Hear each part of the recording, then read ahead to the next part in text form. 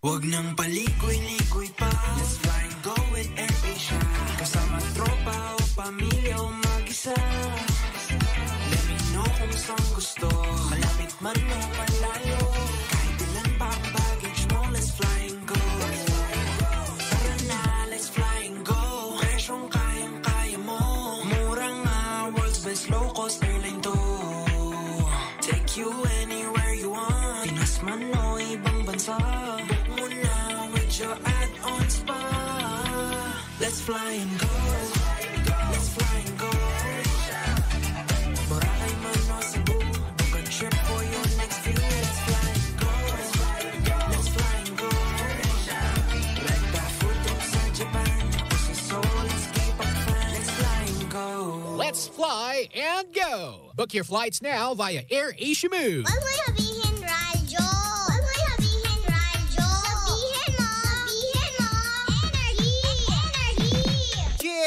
Miss Dabagalita!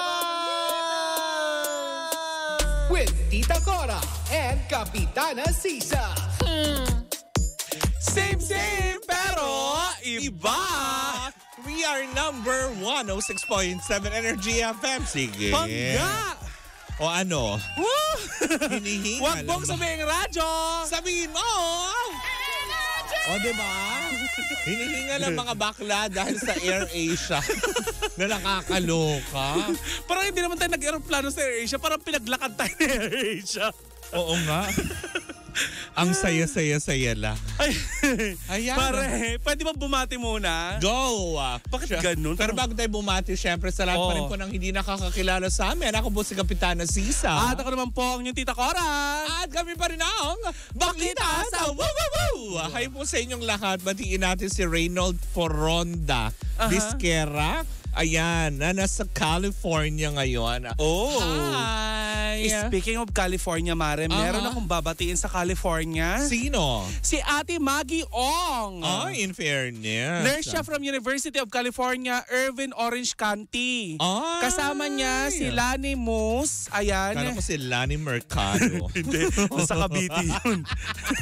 Kasama niya din si Lenkada. Ay, hello sa inyo. And si Megan Ong na kanyang anak. Mare, alam mo ba, sa California daw, kinahuhumalingan daw tayo ng mga Filipino community. Ay, magpabalik-bayan ba? Oo. Charot. Hindi kami naniniwala. Sige nga. Oo nga. Alam mo yun, dapat lagi may ebidensya. May trust issues yung bakla. Mara, isa pa. May isa pa tayong babatiin. From sige. Canada naman. Ay, in fairness. Yes. Dahil Mari, kinahuhumalingan din tayo nito. Laging nakaabang sa pag-ere ng Energy FM dyan sa Canada. Itong si Merlin Garcia Tutaan. Sabi ko sana si Merlat. Ay, hindi! Na-freeze yung Merlat sa Canada kasi ang lamig. Ano nga kaya ang itsura ng mga Merlat sa Canada, no? Ganun. Mapuputi kaya mga Merlat sa Canada? Oo naman. Walang pollution doon. Dito lang naman sa atin. Hindi, tsaka mga Merlat doon, Mare. Lagi sila naka-jacket. Tama. Tapos bira maligo. Dahil malamig, di ba? Asim yung Merlat. Hindi ka maasiman doon dahil malamig ang panahon. Ay, talaga? Di ba?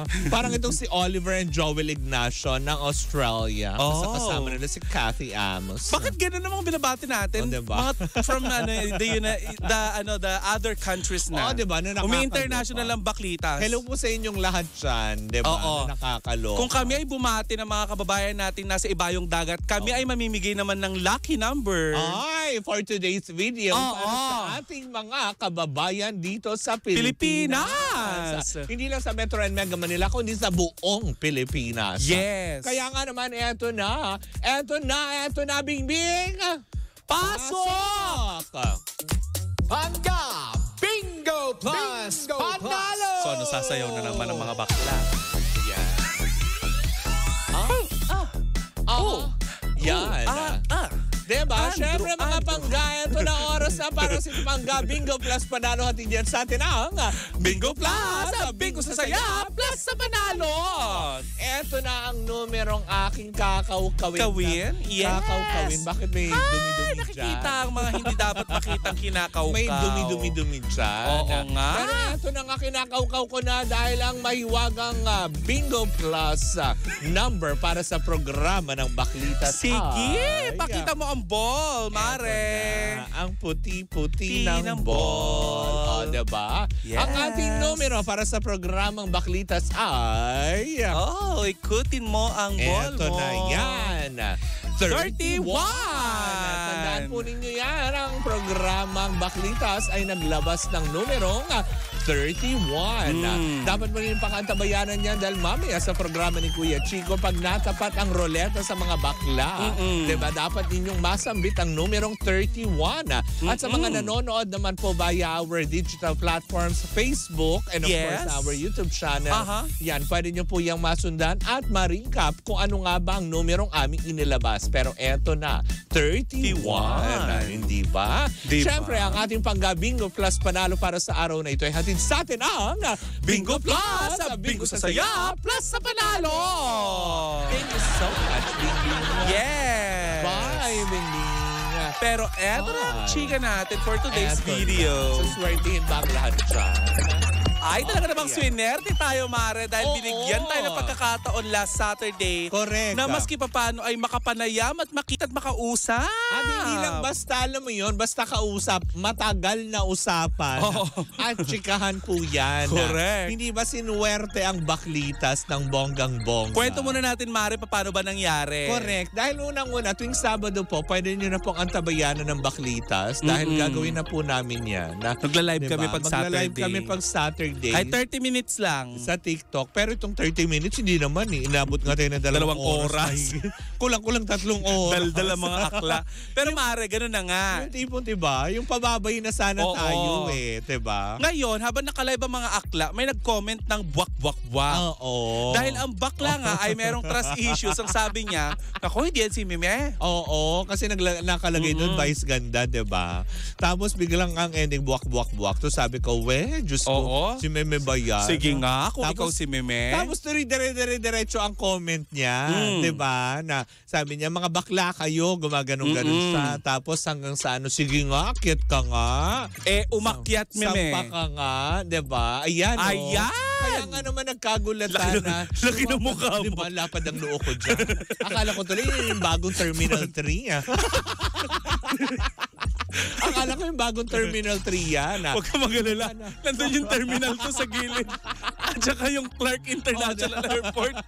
Di ba? Ayan po yung naganap na tsikahan namin na umabot yan ng kulang-kulang kalahating oras with Meme Vice na hindi namin in-expect na ang isang Vice Ganda, isang phenomenal superstar, award-winning, di ba? phenomenal, Asian Phenomenal Superstar. Correct, di ba? Oo. And award-winning din. At saka first time niya daw, Mare, mag-join sa sa mga live na live. ganyan. Ngayon, eto na ang chika. Oo. Habang kachikahan natin si Meme Vice Ganda, ay natanungan natin kung itutuloy na ba daw niya yung kantang Buwak-Buwak-Buwak Oo. na sumikat dahil nga sa bardagulan nila ni Nanay Christy. Correct, di ba? At ang sabi, Mare, oo daw, gawa na daw. gawa na yun.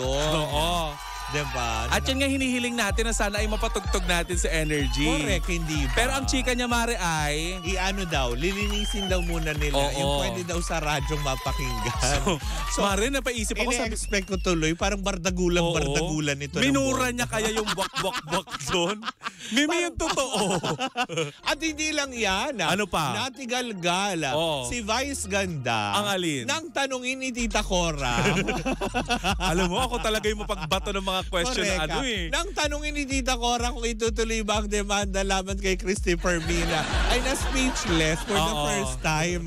Kung anong daldal ni Meme, na-speechless siya. Pero Mare, di ba sabi nila, Bagkus. silence means yes. Ay isang magandang ngiti ang ibinato. Oh my Diba? God! Makahulugan ng mga Kung ngiti. gusto niyo pong mapanood yung full video na ito, ay naka-upload po yan sa aking YouTube channel. Correct. Sa Energy F, sa Kapitana Sisa. Oo. Yan, nandun po yung full full video at kung sinasabi po namin na na-speechless siya hinggil doon sa sinasabi niyang demanda. Oo.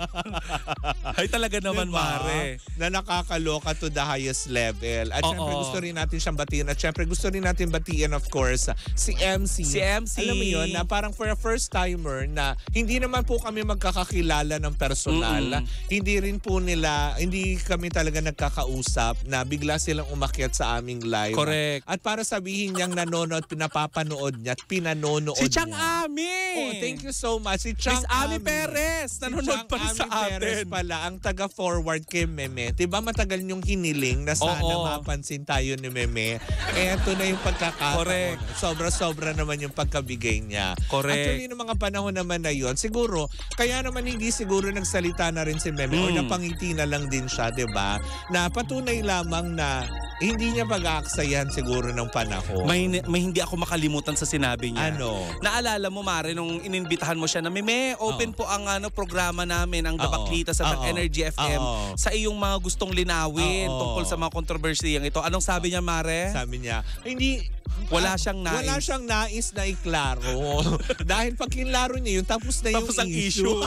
Bilang cloud chaser diba? Since alam mo yun, alam naman natin na, alam mo yun, hindi pa sumasagad sa limitasyon niya Correct. yung pagbardagulan. At nakahanda siya makipagbardagulan pa din sa team buwak-buwak-buwak. Alam mo, Mari, yun ang naisip natin. At saka yun ang yan yung sinasabi natin nung nakaraan, di ba, sa mga previous episode natin. Na mukhang hindi naman pag-aaksayahan ni Meme to. Dahil kagaya nga nang nabanggit natin nung kausap natin siya. Kung kilala natin ang isang vice ganda at napapanood natin yung mga ginagawa niya, hindi siya magsasayang ng pera bagkus itutulong na lamang niya yung perang yun sa nangangailangan talaga. Tama, di ba? Yung mga ganong aspeto. Yes. Parang sabi ko nga, laking comedy bar yung si Meme Vice. May nag-comment, Ano para sabi? balikan ko lang, sabi. Ano? Hoy, palagi kami naliligo dito sa Canada kahit nilalamig kami. Kasi nga, sabi mo may amoy yung mga Hoy, merlo. wala akong sinabing Wala may ba? amoy sila. Ano lang? Huwag ka magdagdag ng salita Isa cyber libel kita. Hindi galing yan sa'yo. Sinungaling kang matanda. Hindi, wala akong sinabi. Sabi ko lang, kaya sila mapuputi. Siyempre, di ba? Bihira kasi lalo pag malamig talaga. Di ba? Usually, ganun naman talaga. Wala akong sinabing huwag ka magalit. Hindi, good morning daw, Kapitana Sisa. Good morning din sa'yo. Hindi Si Maria ba? Fatima Gomez. Oo, hi Maria Fatima. Di ba, na nakakaloka. Affected? Pero anyway, Mare, yung balik tayo kay Meme Vice Ganda, Oo. na na ang sabi nga niya ay wala daw siyang balak ng linawin ang mga bagay-bagay. At Oo. mukhang matatagalan pa itong bardagulan nila ni Nanay hindi ba? Christy. Pero tungkol naman doon, alam mo kinaganda lang dito, during the whole time na kausap natin si Meme Vice, diba? Wala akong narinig. Walang issue, wala siyang kahit na anong Oo. patama or kung ano. Ibig sabihin lang nito, diba? Yung mga ganong aspeto, parang isinasantabi na lang niya muna. Kasi 'di ba, yung time na nakausap natin siya is talagang sobrang good vibes na good vibes lang. At saka, Mare, parang feeling ko kapag ang tao ay hitik sa bunga at maraming blessings, parang wala silang pagkakataon o panahon na ma-bad vibes pa. Oo, para pansinin yung mga nega Oo, sa parang paligid. wala. Kasi 'di ba, sa dami ng blessings so isisingit mo pa yung nega. Hindi Oo. na. 'Di ba, na nakakaloka. Si Mega lang yung medyo nasagad. Oo. 'Di ba? Ikaw ba gusto mo rin masagad? Oo, ang sarap kaya. Parang gano'n. Masagad ng pagmamahal. Correct, 'di ba? Ganun talaga ang feeling pag nasasagad. Gano'n. Ay, ganun ka? Oo, kaya. Ako hindi. Minsan nasakit, no? Ako hindi. Pag sagad ka sa pag-ibig, pag lahat inilabas mo, di ba? Oo. Yung hindi ka nagtitira sa sarili mo. Ako kunwari "Ay, tawid sinagad ko ako." yun." Pag ako sinasagad ako, Paano? Ganon. Ay, Kasi, Mare, ayoko din talaga na na parang naiipit ako sa isang Dahil- sitwasyon. Imposible ka namang maipit sa lawak mo. Visit ka, naalala ko yung sinabi ni Meme. Ang lapad daw ng dibdib ko. At saka Diba? bakit daw ako Tita Cora? Tama. Kung pwede naman daw akong Tita Tita Cory. Core. Tita Core? So, Takore? Playtime talaga, no? Ang tanong talaga ni Meme Vice kay Tita Cora, bakit Cora? Oo nga. Cora, ikaw ba yung unang aswang? Kung pwede naman Tita Core. Ayan, kung gusto niyo pong mapanood yung buong, alam mo yun, chikahan at talagang Oo. bardagula na naka-upload po yan sa aking Kapitana Sisa na YouTube channel, di ba? At sa mga magre-re-upload, siguraduhin nyo lamang po, wag po yung mga ano lang, Snippets. yung mga snippets lang ang kukunin nyo tapos biglang gagawan nyo ng issue, di ba? Buti nga kayo namomonetize. Dahil all throughout the kulitan, wala po kaming binanggit na kahit na sino man or parang alam mo yun, pahamak namin yung mga sarili namin bagkus ay parang mga magkakaibigan na mga nag-uusap-usap kami. Diba? Wala, tinanggal ko yun. Tinanggal ko yun. Diba? Na nakakaloka. Pero yun nga lang, diba? At least napatunayan natin, Meme, thank you so much. Pinaramdam mo sa amin na kahit pa sabihin mo kami ay mga maliliit pa lamang at mga alam mo yun, wala pa naman po kami napatunayan sa industriya, diba? Na yung supportan nyo po sa amin, maraming salamat. Kay Chang Amin, maraming salamat din po. Siyempre sa lahat po ng Showtime family. Uy, ba't ka na nagpapasalamat? Di mo pa graduation. Uy, hindi. Kasi diba, in-invite na tayo pumunta ng Showtime. Correct. Welcome tayo, diba? At sabi niyo, babatiin niya daw ngayon tayo ngayon sa Showtime. Oo, at tabayanan nyo po yan. Sa lahat po ng mga manonood na Showtime ngayon, i-screenshot nyo nga po. Padala nyo sa amin. Kasi nangako siya babatiin niya yung baklita sa Showtime ngayong araw. Correct. Diba? Pero yun nga lang, diba? At least malinaw lang po sa lahat na wala pa siyang kinaklaro tungkol doon sa demanda. Nagkabiruan pa nga diba? Na kung meron na bang GC, yung mga artistang magpa-file ng demanda laban kay Nanay Christie, ay natatawa lang naman siya doon. Diba? So ibig sabihin lang nito, wala siyang gustong entertaining na bad vibes, kaya tigilan na po natin ang mga spekulasyon at saka sa mga nagbubuyo. Correct. Diba? Hindi yan magugustuhan ni Jonel Zian Mendoza ng Ilocos. Hi, Janelle. Para kayong dating senador. Jonel. Diba? Ganon. Mukhang nakalaya na yun. Magpaalam na tayo. Sa politika ka na naman, akla. Pumunta na naman tayo sa politika. Di ba na nakakaloka? Anyways, maraming salamat po muli sa inyong pag-antabay. Muli po ako si Kapitana Sisa. At ako naman ang nawawala ng hingal na si Tita Cora. At kami pa rin ang Baklita sa Woo! At tuloy-tuloy pa rin po ang ating tugtugan. Siyempre dito po lamang yan sa number 106.7 Energy FM. Pangga, wag mong sabihing radyo. Sabihin mo,